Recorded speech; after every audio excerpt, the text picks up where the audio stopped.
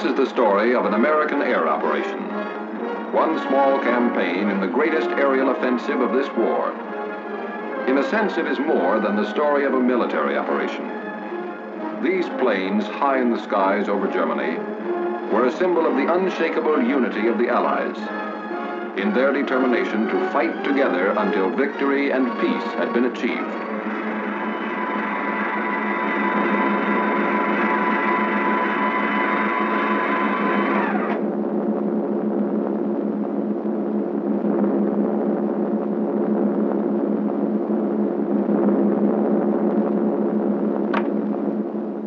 June 2nd, 1944. On this day, 650 American flying fortresses inflicted severe damage on German defenses along the invasion coast.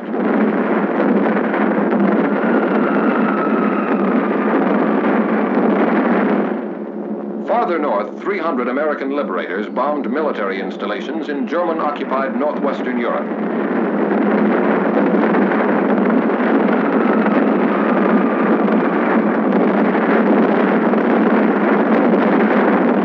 Flak was heavy over some targets. 8 of our planes did not return to their bases. On this same day, June 2nd, 1944, a task force of 150 flying fortresses, escorted by 70 fighter planes, attacked railroad and marshalling yards at Debrecen, Hungary. None of these planes returned to their bases on this day. June 21st, 1944. 300 liberators bombed the Focke-Wulf 190 engine factory at Bosdorf, Germany.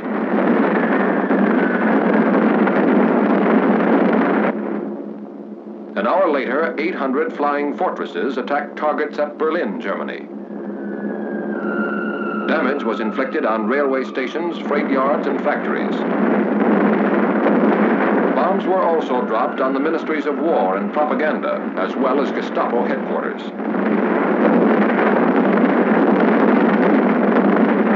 Over all these targets, flak was intense and accurate. Interception strong and determined.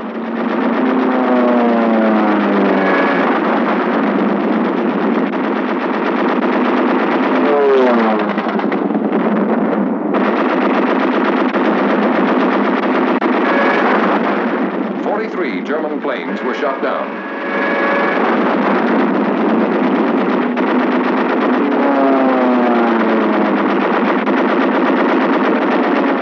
"38 of our own planes did not return to their bases. And on this same day, at about the same time, 155 flying fortresses, escorted by fighters, bombed synthetic oil plants and refineries at Ruhland, 70 miles east of Leipzig, Germany.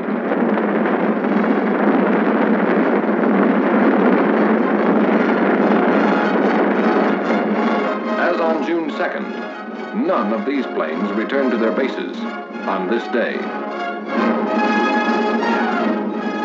This was not a coincidence, and these planes were not lost in action. This had been decided 6 months before, on December 7th, 1943, when at Tehran, the leaders of the 3 major Allied powers had declared their complete agreement as to the scope and timing of operations from the east, west, and south. Operations from the east, west, and south. Operations on land, on sea, and in the air.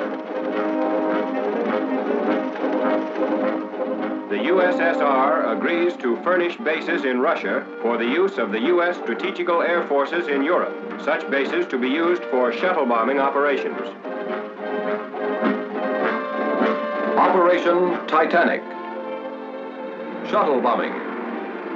With American air bases in Russia, our bombers based in England and Italy could attack objectives in Central Europe, the Balkans, or Eastern Germany, land in Russia, refuel, reload, and bomb additional enemy targets on their return trips to their home bases.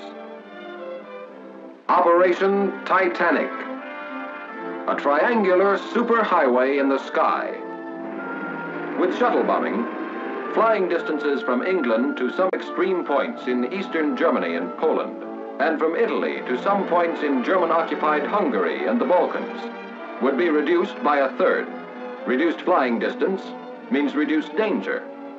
For while planes on the shuttle route would have already landed, planes making the round-trip run still have to face flak, interception, or engine failure. With shuttle bombing, strategic targets of importance to the Red Army could be bombed by American planes operating from Russian bases. With shuttle bombing, Germany and the Luftwaffe could never be quite sure where the next Allied air blow was coming from, or going to. With shuttle bombing, the coalition land war, crushing the Wehrmacht on 3 fronts, would take wings to become coalition air war, and there would be no target in Germany or German-occupied Europe American planes could not seek, find, and destroy. These were the strategic purposes of Operation Titanic. The task of achieving these purposes was assigned to Lieutenant General Carl A. Spaatz, Commanding General of the United States Strategic Air Forces in Europe, and became the responsibility of Major General Frederick L. Anderson, Deputy Commanding General for Operations. In 4 months, the new bases were to be selected, constructed, supplied, staffed, and ready for use. A problem in men, materiel, space, time, and secrecy, requiring food, gasoline, bombs, ammunition, trucks, jeeps, steel matting, and more than 20,000 tons of other equipment, to be shipped by convoy from Liverpool and other British ports through the North Atlantic and Arctic Oceans. 2,000 miles of submarine-infested waters.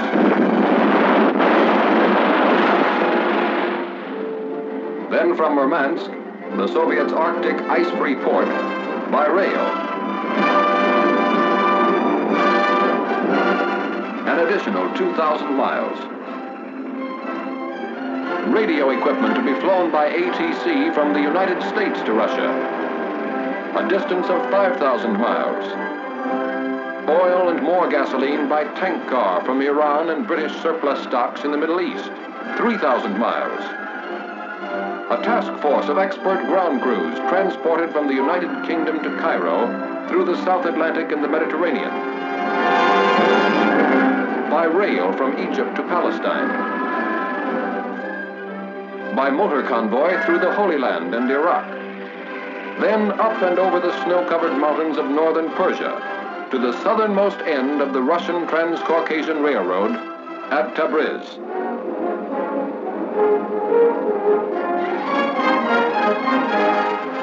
Finally, by special train over the Caucasian Mountains to their new headquarters somewhere in Russia. A secret journey of more than 7,000 miles. By the end of 4 months, the bases were ready. And Ambassador Averill W. Harriman and Major General John R. Dean, head of the United States military mission at Moscow, landed on the first American airbase on Russian soil. Now, with preparation and organization completed, the task of transforming theory into reality was assigned to the 8th American Air Force, based somewhere in England, and the 15th Air Force, based somewhere in Italy. Early in the morning of June 2nd, crews of bomber and fighter commands of the 15th Air Force were assembled to be briefed for a special mission. A special mission for pilots, navigators, bombardiers, and gunners. And finally, a special word of farewell from Major General Twining, Commanding General of the 15th Air Force. I do not have to impress you with the importance of this mission to the Russian bases. I'm sure you are fully aware of this important event. I would like to mention one thing about which you must be very particular. That is your conduct while at these Russian bases. Be soldierly and neat at all times. The Russian is a fine soldier who appreciates results and one who does not understand big talk. Wish you the best of luck. Goodbye.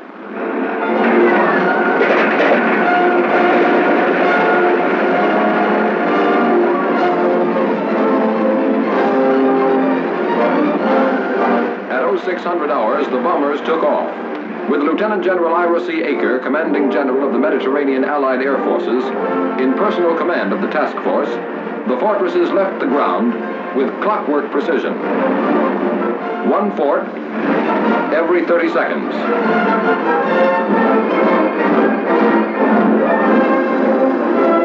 At 0630 hours, their fighter escort followed them into the air. 70 planes in 17.5 minutes.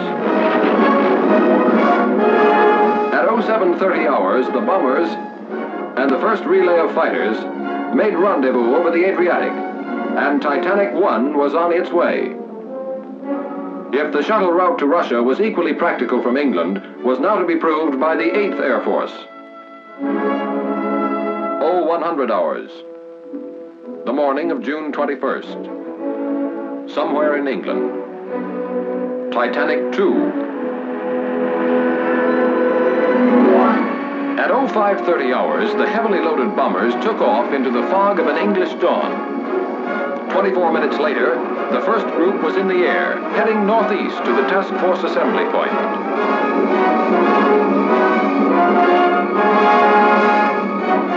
At 0800 hours, 2 by 2, the last relay of fighters left the ground.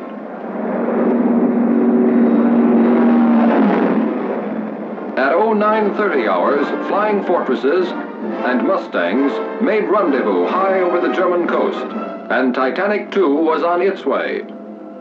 At 1200 hours, it dropped its bombs on the Ruland oil fields and continued to its new bases somewhere in Russia. That is why on June 2nd, and again on June 21st, American planes did not return to their bases somewhere in Italy or England. For on each of those days, their mission was still unfinished. In a sense, it had only begun.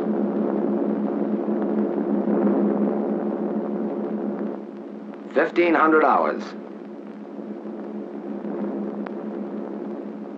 What was left of our target was a good 3 hours behind us. But we were still in enemy skies, and we could see the P-51s that were escorting us all the way in, prowling in the skies above. They called us Big Friend. We called them Little Friend. And it was a very pleasant feeling to have them around. About 1600 hours, we saw our red-nosed little friends pull away. A couple of minutes later, our navigator, the little man with the big maps, made with the instruments, and gave us the good word. Navigator to crew. Navigator to crew. It won't be long now. We're over Russia. Over Russia. From the sky, all countries look alike. But this was friendly country. That meant no more flak, no danger of interception. Solid ground not too far away.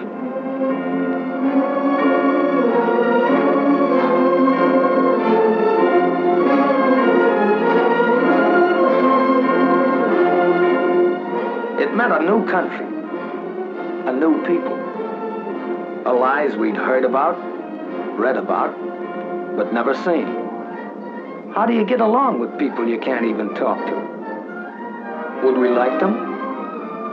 Would they like us?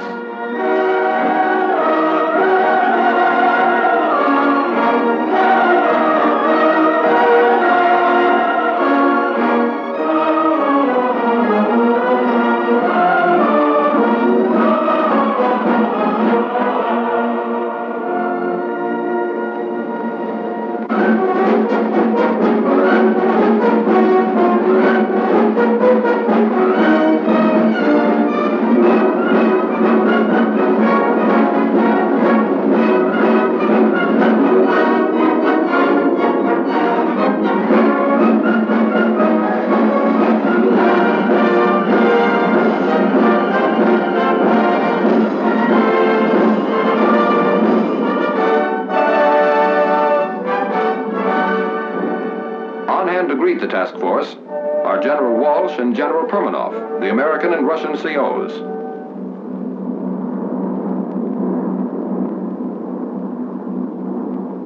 Coming in, Base X looked like any other American airfield. neat rows of GI tents.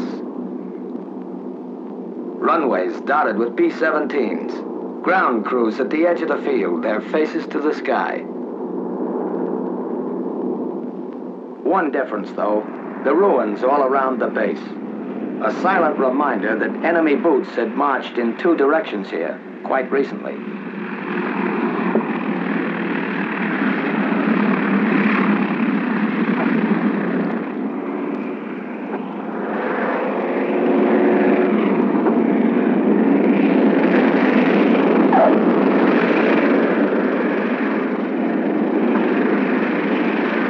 Forts follow each other down, a third of a world away from home. Wheels made in Akron touch steel matting made in Pittsburgh on an American landing field in Russia.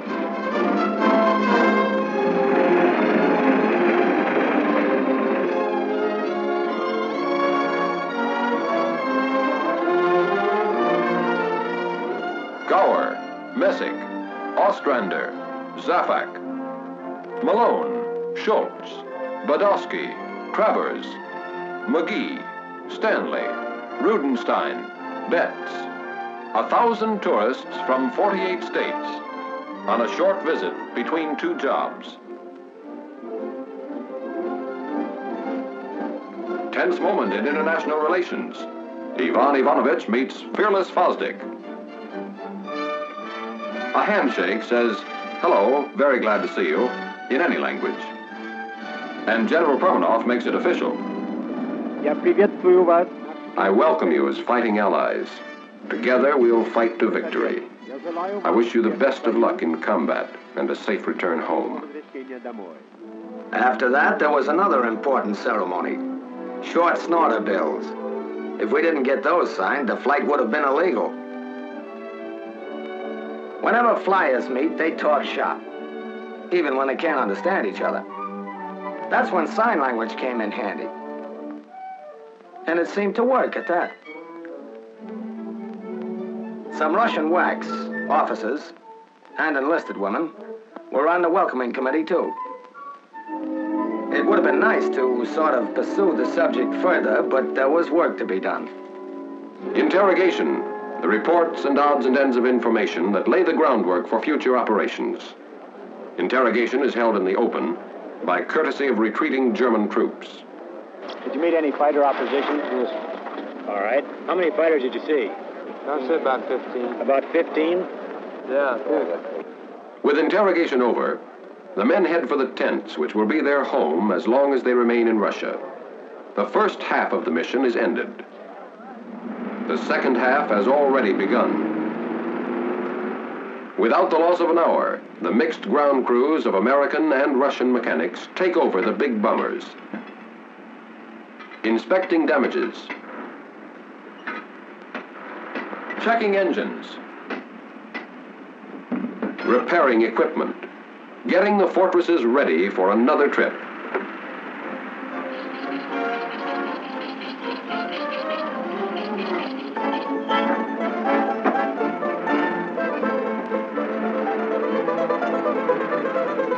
Okay. Spasiba. Kuchnia. Kuchnia stands for kitchen.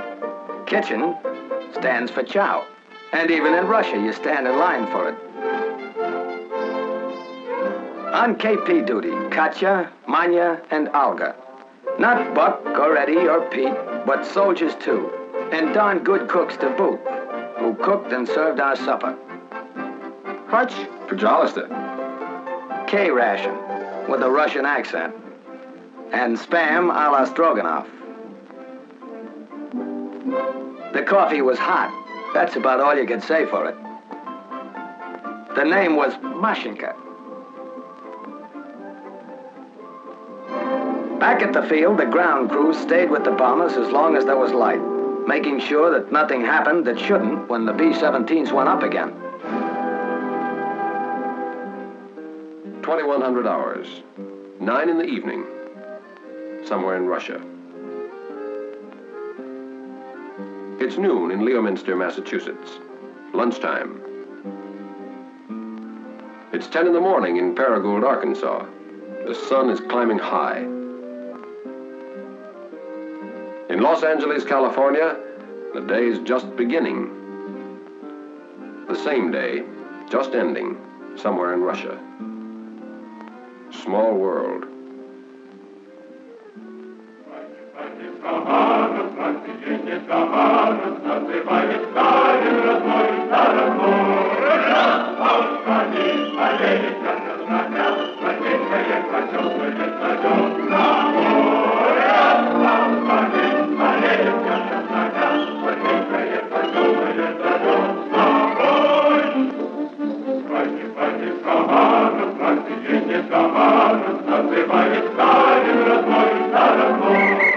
Another day, just beginning, somewhere in Russia.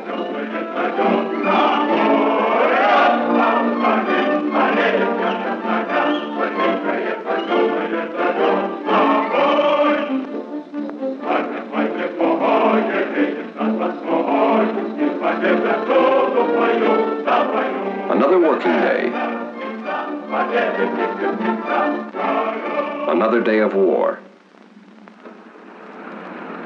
At headquarters, American officers headed by Colonel, now General Albert A. Kessler, and their Russian colleagues plan the next mission.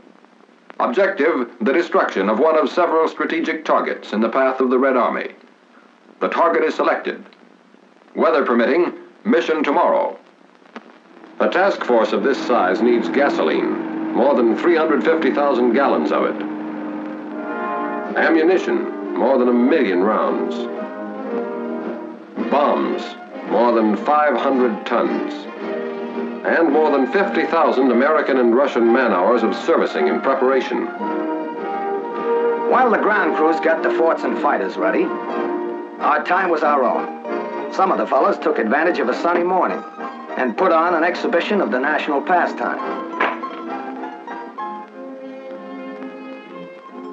Some thought they'd teach the Russians another American pastime.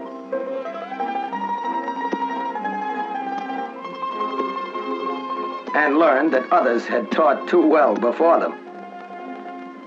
Some tried to bridge the distance home. To let the folks know their wandering boy was somewhere in Russia last night. Some of us, over lunch of borscht and kasha, talked over tricks of the trade with the Russian fighter pilots, whose small, fast yaks are part of the field's defenses, constantly on the alert. Some tried to preserve the more exotic aspects of Base X, like the American nurses that are stationed there, perfectly at home abroad. Some discussed with the Russians current events, literature, yeah, sports. Like that? Yeah. And art. Some moseyed over to a nearby pasture and found out that milking a cow in Russia is no different than it is in Iowa. And some of us, explorers at heart, decided to see Russia.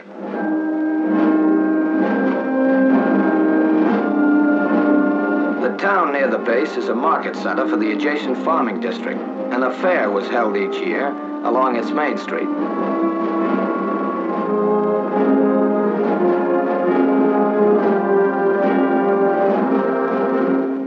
The factory section. Principal industry, the manufacture of leather goods. The Ukrainian Museum, well known for its collection of historical treasures and valuable objects of art. The grave of the famous Ukrainian writer, Korolenko, and his home. The population of the town, 130,000 at the last census, has varied in recent years, and there has been a certain decline in the number of children of school age. Those who have remained, or who have returned from the interior, have recently developed a fondness for an American import known as chvachka. Translation, gum.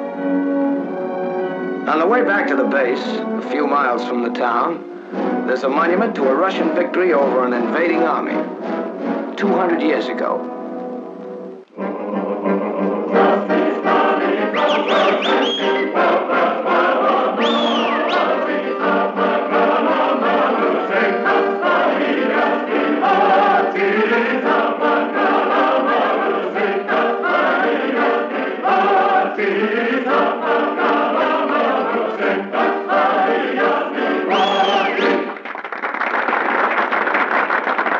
Следующий номер. Украинские народные песни в исполнении хора имени Шевченко.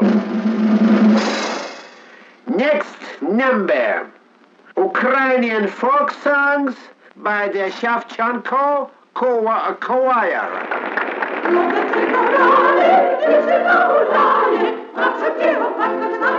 The language and the music are strange, but it isn't necessary to understand the language to understand some of the people here. The show marks the beginning of the end of this American visit to Russia. Most of the men are already looking back, remembering.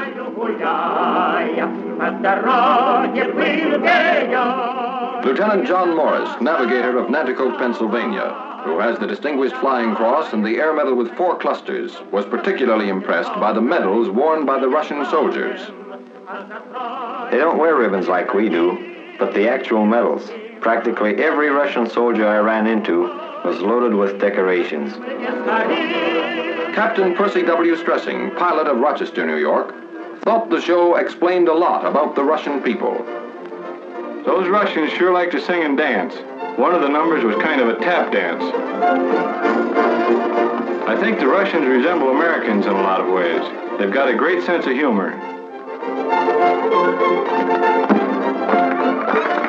They can laugh and enjoy everything, even though their whole country is in ruins.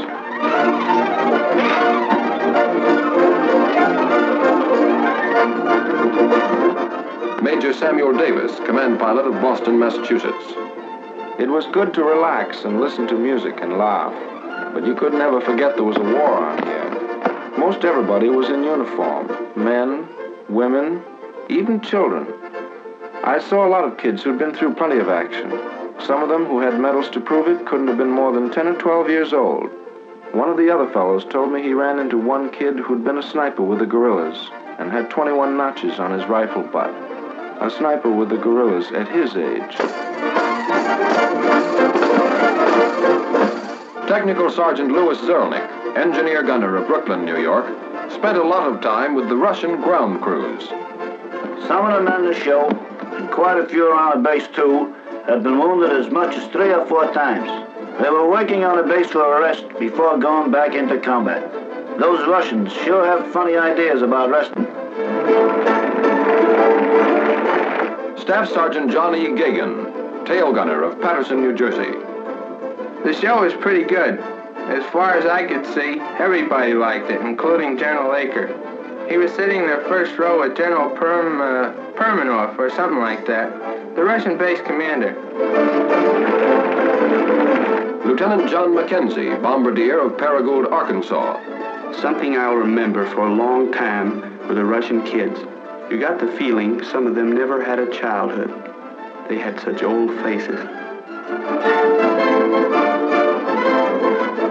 They were pretty shy, most of them, but they seemed to like us.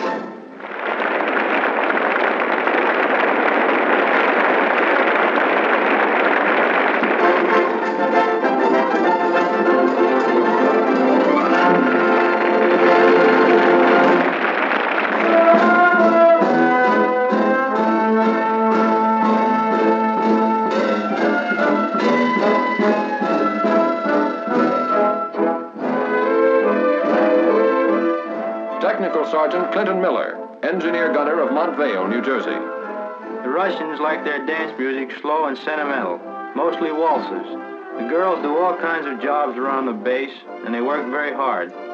Their clothes are plain and neat. They don't use makeup as a rule, but some of them wear lipstick. I remember one girl who was in charge of an ACAC crew. She had 12 enemy planes to her credit. Staff Sergeant Donald Craw, tail gunner of Stratford, Connecticut. The music at the dance was on the corny side, but the girls are nice. I met a girl from Leningrad whose father was a general. She taught me some Russian words, and I taught her some American slang. It didn't take long before I was saying, "Horror-shaw," and she was saying, "Okay, bud."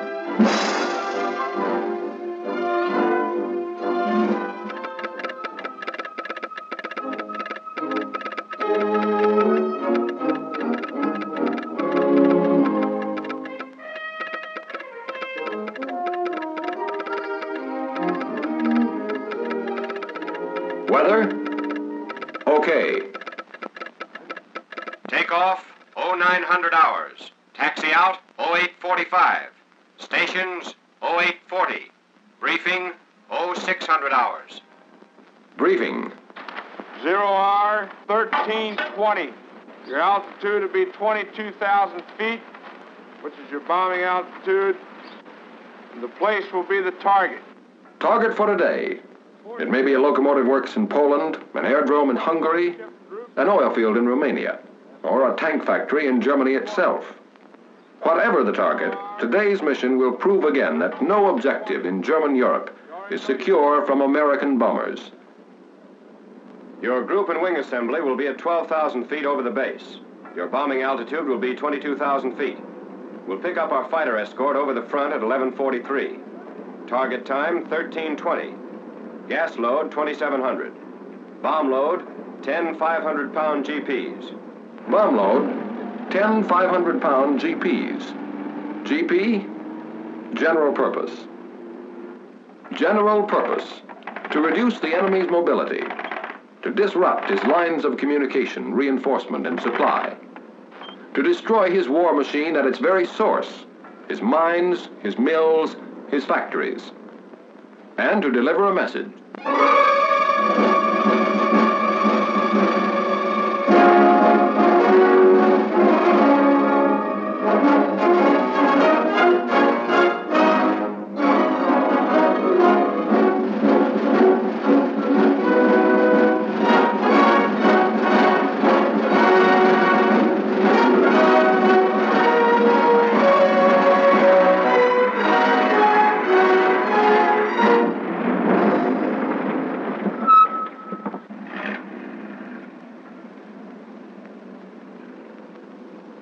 До свидания и счастливый путь.